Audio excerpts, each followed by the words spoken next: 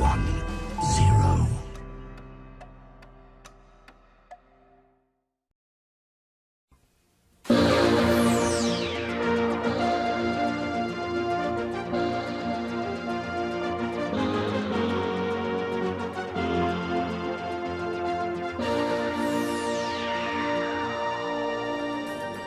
안녕하세요, 라이더 렉입니다. 이번 영상에서는 이륜차 지정 차로제에 대한 토크 영상을 준비해봤습니다. 이 영상을 시작하기에 앞서 영상 내용에 저의 주관적인 의견도 일부 반영이 되어 있음을 알려드립니다. 자, 그럼 이륜차 지정 차로제 이대로 괜찮은가? 토크 시작하겠습니다. 작년 2018년 초에 정부에서는 현실에 맞춘 새로운 이륜차 지정 차로제에 대한 개정안을 만들었습니다. 사실 현실에 맞추었다고 하는 부분은 라이더로서 크게 공감은 가지 않습니다만 어떻게 개정이 되었는지 일단 한번 보도록 하겠습니다. 개정되기 전 기존의 도로교통법상 바이크는 도로의 최하위 차로만 주행이 가능했습니다. 우리나라 도로는 1차선부터 많게는 12차선까지 있는 걸로 알고 있는데요. 이륜차인 바이크는 가장 끝차선에서만 주행이 가능했습니다. 예를 들어 3차선 도로에서는 3차선, 4차선 도로에서는 4차선에서만 달릴 수 있었다는 얘기죠. 여기까지만 들어도 라이더 여러분들은 기가 막히고 코가 막힐 겁니다. 왜냐하면 현실적인 교통 상황상 이건 말도 안 되고 실제로 그게 지켜지기도 굉장히 힘들다는 겁니다.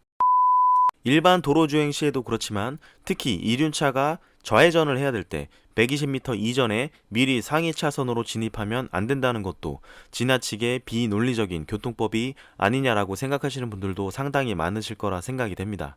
저는 120m로 알고 있는데 혹시 제가 잘못 알고 있는 거면 댓글로 좀 알려주시면 감사하겠습니다.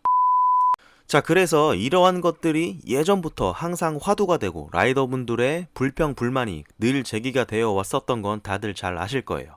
그렇기 때문에 다수의 라이더들이 이러한 법을 제정하고 관리하는 행정기관에 수없이 건의를 하고 제정을 촉구하는 목소리를 냈었죠. 이러한 목소리에 행정기관이 답변을 했지만 그 답변은 라이더들을 충분히 이해시키지는 못했습니다.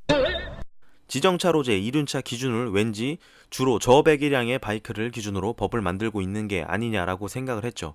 왜냐하면 그 행정기관의 답변을 들어보면 이륜차는 주행 속도가 느리고 특성상 큰 도로보다는 주로 골목이나 작은 도로의 주행이 더 잦은 편이고 또 이로 인한 사고 위험성이 높기 때문에 하위 차로로 통행을 제한하고 있다라는 말이었습니다. 자, 여기까지 듣고 여러분들의 생각은 어떠신가요? 바이크를 타는 라이더들의 입장에서는 그게 뭔 소리야? 왜 그렇게 생각하지? 라고 어이가 없겠죠. 하지만 그 정책을 위반하고 법률을 제정하고 도로교통 시스템을 정비하는 사람들의 입장에서는 보편적이고 보다 일반적인 경우를 기준으로 삼을 수밖에 없다는 것이 문제인 겁니다. 실제로 도심에서 고배기량 바이크와 저배기량 바이크의 비율이 얼마나 되는지 굳이 생각해보지 않아도 답이 나옵니다. 대부분 저배기량의 배달 오토바이나 스쿠터가 상당히 일반적이고 고배기량의 바이크는 상대적으로 그에 비해 비율이 적다는 거죠.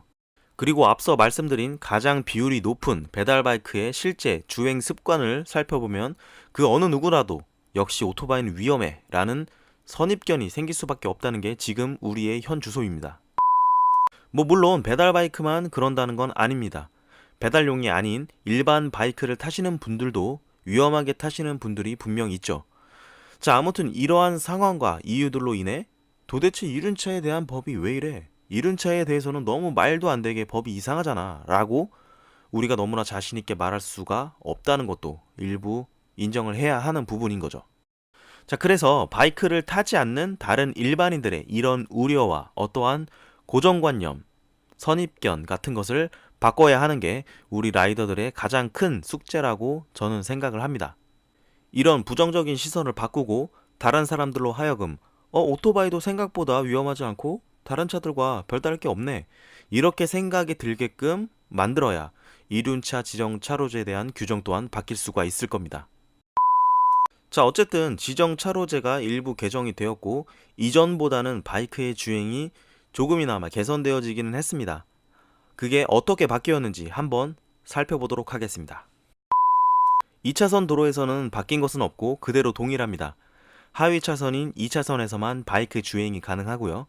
3차선 도로부터는 2차선까지 주행이 가능하고 4차선 도로에서는 역시 3차선까지 주행이 가능하게 바뀌었습니다. 결론은 기존보다 차선 하나를 더 허용해준다는 내용으로 법이 개정이 되었죠. 겉으로 봤을 때는 그래 뭐 저 정도만 돼도 괜찮지 라고 생각하시는 분들도 계시겠지만 개정된 이 법이 주는 트릭이 하나 있습니다. 바이크가 주행할 수 있는 차선이 추가로 한 차로 늘어나서 상대적으로 이륜차 운전자들의 편의를 봐준 것 같지만 아직도 버스나 트럭과 같은 대형 차들과 함께 위험하게 주행을 해야 한다는 점은 여전히 라이더들의 안전과 관련한 문제의 소지가 될 수 있다는 점이죠. 그리고 아까 말한 이륜차의 좌회전에 대해서도 얘기를 한번 해보겠습니다.